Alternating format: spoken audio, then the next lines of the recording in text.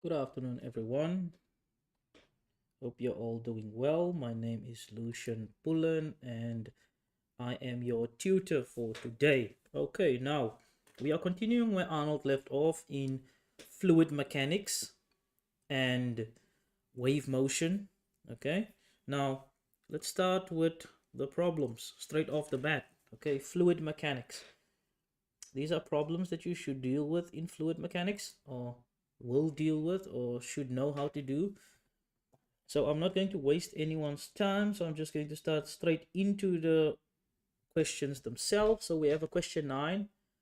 Find the pressure in atmospheres in the water at the base of the Dvorak Dam if the water in the reservoir is 200 meters deep. And then they give you a conversion that 1,01 times 10 to the 5 newtons per meter or pascals is equal to 1 atmosphere. Now, first of all, we need to find the pressure at the base of the Dvorak Dam. Okay, now how do we find the pressure at a certain depth? Okay, the pressure at a certain depth is equal to the density of that liquid multiplied by the gravitational acceleration multiplied by how deep it is. Okay, now the density of water, this liquid is water, so it's 1,000 kilograms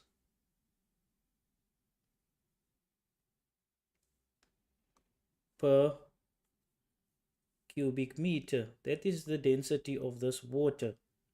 Okay, now what's the gravitational acceleration? It's 9,81 meters per second squared, and then multiplied by the height. How deep is this dam? It is 200 meters deep. It's quite deep. 200 meters. Okay, now if you multiply all of that together, 1,000 times 200, that's 5 zeros, so 2, that's 200,000.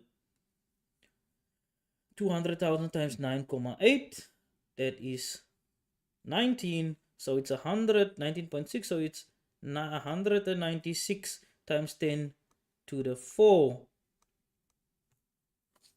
pascals or newtons per square meter. That is a pascal. Okay, so that is 196 times 10 to the 4 newtons per square meters at that level. Okay, only due to the weight of the water itself. That is only the weight of the water itself. Now we add the additional pressure of the atmosphere itself. So the pressure total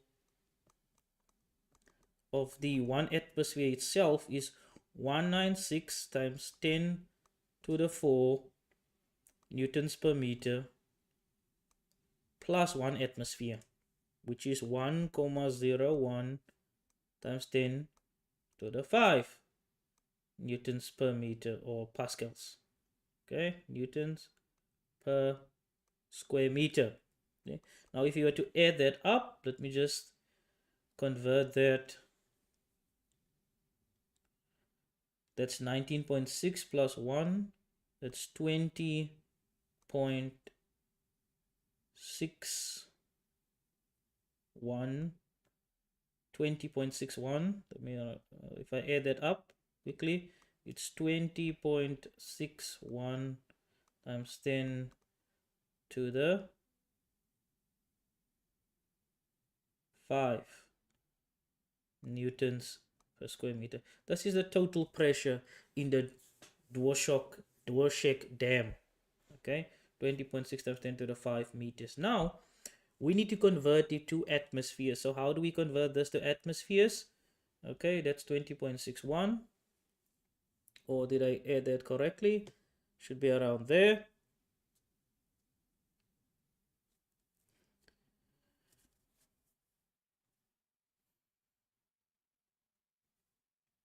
So 20.61 times 10 to the 5 is 5, right? Newtons per square meter multiplied by 1 atmosphere is equal to 1,01 times 10 to the 5 And that gives me an answer of about 20.41 atmospheres. Okay, this is how much atmospheres. This is the pressure at the dam, 20.4 atmospheres. Okay, I hope everyone got that. Now moving on to problem number 10. Let's look at what does problem number 10 ask. Okay, it is still a problem on fluids. Okay, and here you see I got it wrong the first time because I did not add something, but I did do the correct one. I have found the correct way to do it now, but because I forgot to add something else. Now, some species of whales can dive to depths of 1 kilometer. Okay, that's quite deep, considering that the Dwarshak Dam in the previous was just 200 meters. Now, what is the total pressure that the whale experiences at this depth? Okay, if we consider that the density of the sea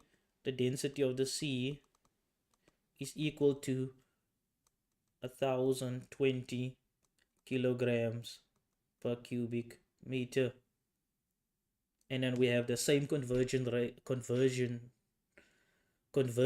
from pascals to atmospheres. 1 pascal is a Newton per meter squared. Okay, now let's first calculate the pressure experienced purely by the waters. This is just the hydrostatic pressure. We can call it the hydrostatic pressure. This is just the pressure due to the water.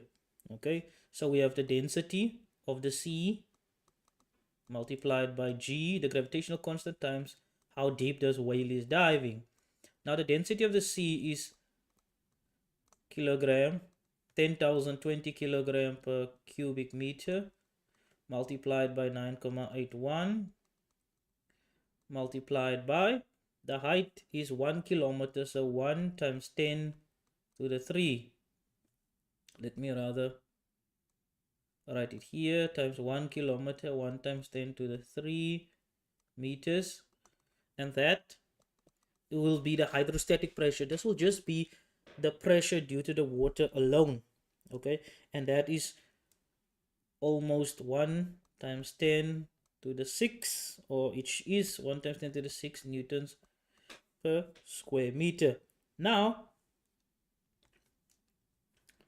because that's 1,000, it becomes 120,000, or 1.2 thousand times, okay, this is 9,8, that is 1 million.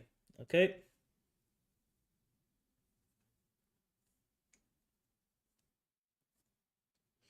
now the total pressure, that is where I forgot to add, or rather I converted first. Now the total pressure, then we already have that pressure. We calculated the total pressure is then equal to the hydrostatic pressure, which we just calculated to be 1,000,000, the hydrostatic pressure, plus the pressure of the atmosphere itself, one weight or 1 atmosphere. Okay, the hydrostatic pressure we calculated to be 1 times 10 to the 6 newtons per meter squared. Then we add the pressure of 1 atmosphere, which is 1 times 10 to the 5 newtons per meter squared, and all of that added up gives us 11,001,000. Okay, so 1 billion newtons per meter squared. Now we now need to, we can also write this as 11.01 times 10 to the 5 newtons per meter. I like writing it to the 5 because it makes conversion much easier. Okay, so if we now convert to atmosphere, the pressures in atmosphere, it is just the pressure that we have, 11,01 times 10 to the 5 newtons per meter squared, divided by 1,01 times 10 to the 5 Newton meter squared, times 1 atmosphere. And that will give you your answer in atmospheres. Okay, and if we were to work this out, you'll find it is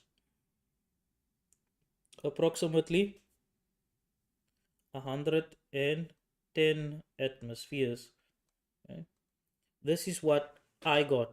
Okay, 110 atmospheres. Okay, that is why I picked 111. But apparently the correct answer is 100 atmospheres. How they achieved 100 atmospheres, I have no idea, because the question asked the total pressure. Okay, and that must include the hydrostatic pressure and the pressure of 1 atmosphere. Okay, so that one should be, in my opinion, should be 111. In this case, it's 110 atmospheres. Okay? But due to rounding, I think it should be 111 atmospheres. Okay, but if I am mistaken, I will check it again. But that is what I worked out the pressure to be, the total pressure. It's both the hydrostatic plus the pressure of 1 atmosphere. Now, on to question number 11, which is a fun one. Question 11. Quite enjoy doing this. Sometimes it takes me back to my first year when I do these problems. The pressure inside a commercial airliner is maintained at 1 atmosphere. Okay, that is why you don't feel a weight on you, or you don't feel lighter in an airplane, because the pressure inside is the same as outside. Otherwise, the outside pressure would either crush the plane or it would burst apart. Not that dramatic, but there will be an imbalance in the pressure. Now, the pressure inside a commercial airliner is at 1 atmosphere, which we know by now is 1,01 times 10 to the 5 newtons per meter squared. What is the outward force exerted on a 1 times 10 times on exerted on a 1 times 2 meter squared cabin door if the outside pressure at 10-kilometer height is 0.3 atmospheres? Okay, so we have at a 10-kilometer height the pressure is less, it's 0.3 atmospheres. Okay, now the pressure inside is higher than the pressure outside, so there is an outward force. Okay, so what is that force? How do we calculate that force? It is quite simple. So first we need to calculate what is the change in the pressure. Okay, the change in the pressure is the pressure inside minus the pressure outside, and that is equal to the pressure inside is 1,01 times 10 to the 5, because that is 1 atmosphere, Newton per meter squared, minus the pressure outside is 0.3 of an atmosphere, so it's 0.3 multiplied by 1,01 times 10 to the 5 newtons per meter squared. Okay, if we calculate that, we can take 1,01 out as a common factor. Basic algebra here. We can take that out as a common factor, which is we are then left with 1 minus 0.3. And if we, that becomes 0.7, so 0.7 multiplied by that gives us just 0.707 times 10 to the 5 newtons per meter squared. This is the change in the pressure. This is the difference in pressure. Okay, so this is the pressure that is exerting the force. Okay, it's this pressure that's exerting the force. Now we know that pressure is equal to force divided by area. So if you want the force, we will take the pressure multiplied by the area. Okay, now what pressure is causing this force? It's this pressure, this difference in pressure is what's causing this net force, and that is just 0,707 times 10 to the 5 multiplied by the area, which in this case is just 2 meters squared, because it's 1 by 2, so it is 2 meters squared, and that is newtons per meter squared. The meter squared cancels, leaving us an answer in only newtons, which is what we want, because that's the units of force. and that is 1,4 times 10 to the 5 newtons. So it's quite a significant force on that door, okay, at that height. That's why those doors need to be shut securely and fastened securely, and you'll see there it's 1.4 times 10 to the 5 newtons. Okay, going on now to question 12. This is now on wave motion, which I'm teaching at the moment. So question 12, a 100-meter long transmission cable, okay, is suspended between two towers. Okay, so you can treat it as a string.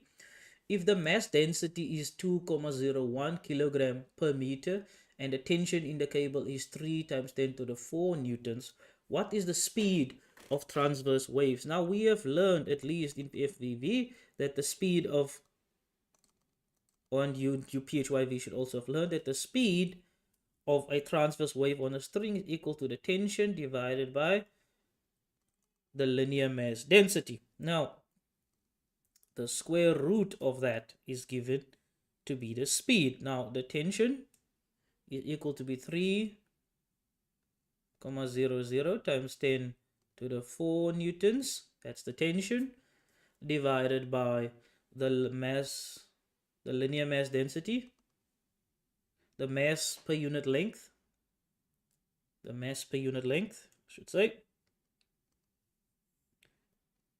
kilogram per meter. And if you do that on your calculator, by the way, I don't do the calculator part, that you can do that on yourself. You will find that it is indeed correct.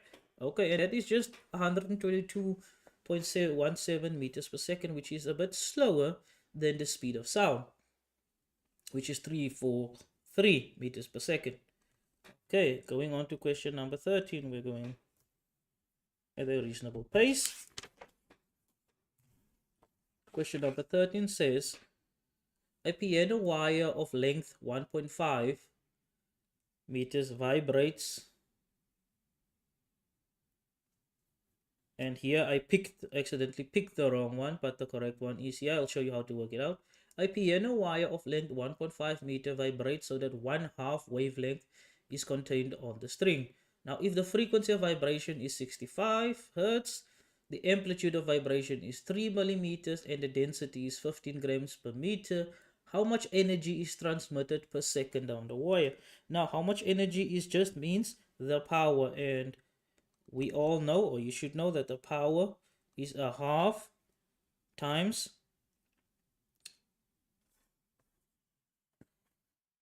let me just get this straight here, it's 1/2, 0.015, that is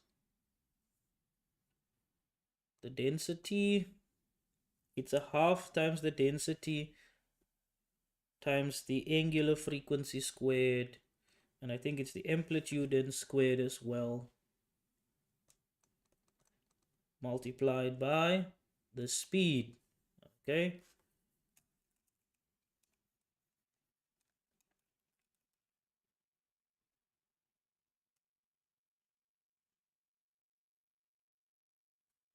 that is the power. Okay, let me just check this, that it is indeed the speed.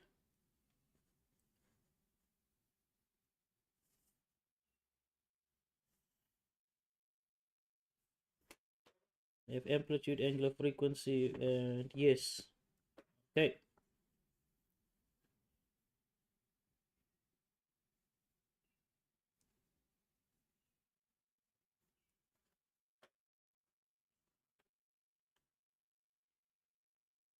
Okay, so we have 1/2, it's a constant.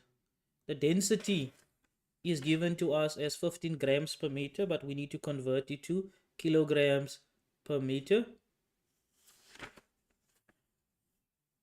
So that is just divided by 1,000, 0,015 kilograms per meter. And then the angular frequency, okay, this is how you get the angular frequency. You have the frequency, okay, angular frequency is 2 pi times the normal frequency, which is, in this case, the normal frequency is given as 65. So you square this whole thing, that is the angular frequency. Okay, if you square that, you get the angular frequency. And then of course you need to multiply the amplitude squared as well, and the amplitude in this case is 3 millimeters, so it's 3,0 times 10 to the negative 3 meters, because everything needs to be in SI units. And then of course finally the speed, which you then get from the frequency and the wavelength, which is 3 meters, and the frequency, which is 65 meters. So it's wavelength multiplied. By the way, you get the wavelength, it is double the length of the wire. Okay, so you have the wavelength multiplied by the frequency, so 65 times 3, and that is 65 times 3 is 195. So 60 times 60 times 60, that is 180, plus or 15 is 195 meters per second. And that, ladies and gentlemen, is how you get the power or the energy transfer per second. And if you work it all out, you get to 2,19, or approximately 2.2 watts. Okay, and that is how you calculate that answer. And I just picked the wrong one here. Question 14. What does question 14 expect of us? Okay, question 14 and question 15 I cannot do because these pictures are not here. There should be graphs here. Okay, but the first one says refer to 16.1. This is question 14 now. Which of the graph below show a wave where the amplitude and the frequency are reduced in half? Now the amplitude, if the amplitude is reduced in half, let's say this is the wave, that would be the wave. I've checked it in the textbook. If that is the wave, then if the amplitude is halved, then the wave would have the same, sorry, that is my mistake. The wave would have the same length, the same wavelength, but its frequency would be half. Its amplitude is half. You see, this height, the height should be half of that. It should be halfway that height. Okay? So if the amplitude is half, this length, this distance should be half. And then if the frequency is halved, this, the amount of crests or waves in that should be reduced by half. Okay, now number 15. A sine wave on a string constant in time. Which of the graphs shows a wave where the wavelength is twice as large? If the wavelength is twice as large, means less crest or higher frequency for the same wavelength. Now, 4 wave functions are given below. Okay, they ask us, use this to find the following questions. Refer to that. Rank the wave function in order of the magnitude of the frequencies of the wave from the least frequency to the highest frequency. Now, how do I calculate the frequencies? Now, first of all, you are given angular frequencies. Each one of those 4 waves has an angular frequency. So you have the angular frequency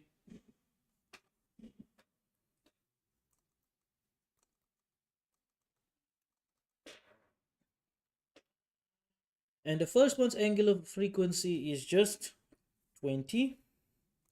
The next one's angular frequency is 12. The one after that is 24. And the next one's angular frequency is 8. Okay. Now, how do we get frequency from angular frequency? Frequency from angular frequency is what we need to calculate now. Sorry, that should be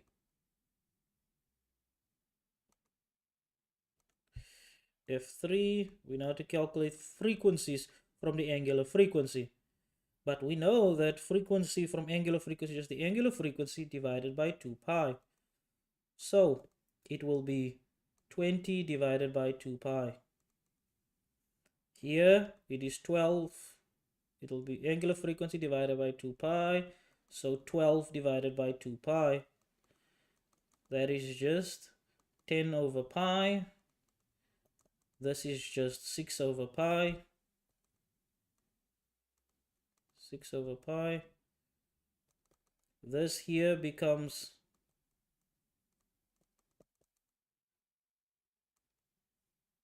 24 over pi, 2 pi. which is just 12 over pi.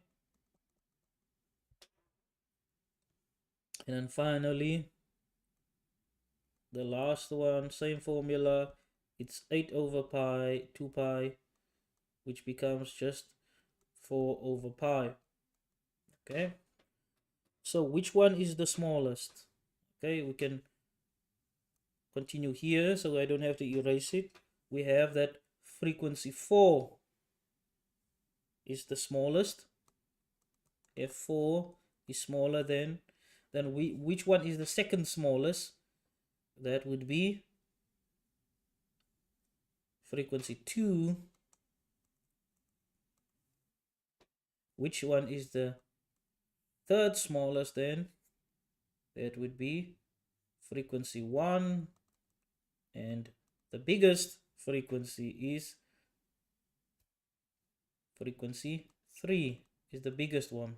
Okay, so it should be frequency 4, then frequency 2, this is now in Roman numerals, then frequency 1, then frequency 3, and that is what I've collected there. Okay, that is all that we have time for today, ladies and gentlemen. Thank you for watching. It has been a pleasure. See you next week, and all the best.